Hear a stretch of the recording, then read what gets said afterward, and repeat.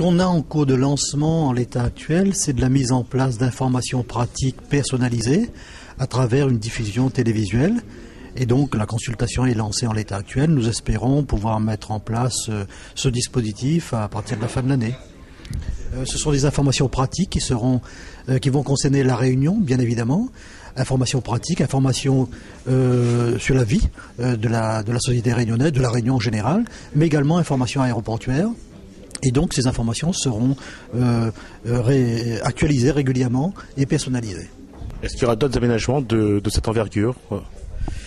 Écoutez, les aménagements, je disais tout à l'heure, la vie d'un aéroport, il fait de beaucoup d'aménagements.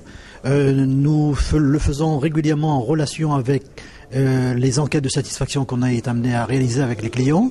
Eh bien, on aura bien évidemment à prendre en compte ces besoins exprimés et donc ça donnera lieu à de nouveaux aménagements. Pour le moment, nous avons un plan qui va s'arrêter certainement en début d'année prochaine avant de prendre en compte des nouvelles attentes et donc des nouveaux projets. Dans l'avenir, maintenant, on a bien sûr beaucoup travaillé sur le plan de composition générale. On a aussi donc 3 étapes, 2010, 2015 et 2025. Préparer l'aéroport pour être un aéroport à la hauteur internationale, un grand aéroport où on peut accueillir quand même plus de 2 millions de passagers. Alors justement, quels vont être les aménagements que vous allez devoir mettre en place pour atteindre la capacité d'accueillir 2,5 millions de personnes en 2025 ? Ce qu'on peut mettre en place, c'est déjà préparer l'arrivée de la A380. On aura déjà un essai en novembre cette année de l'arrivée de la A380. L'aménagement de la A380, c'est l'élargissement des pistes. Aussi un parking pour l'accueil de l'arrivée de la A380 avec l'agrandissement de l'aéroport côté ouest.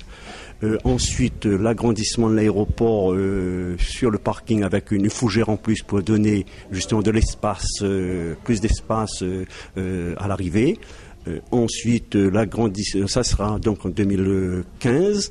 Ensuite, en 2025, l'agrandissement côté ouest. Je pense que dans le plan de composition générale a été décidé comme ça. L'agrandissement côté ouest, c'est-à-dire le déplacement de la tour de contrôle, le déplacement de toutes ces infrastructures.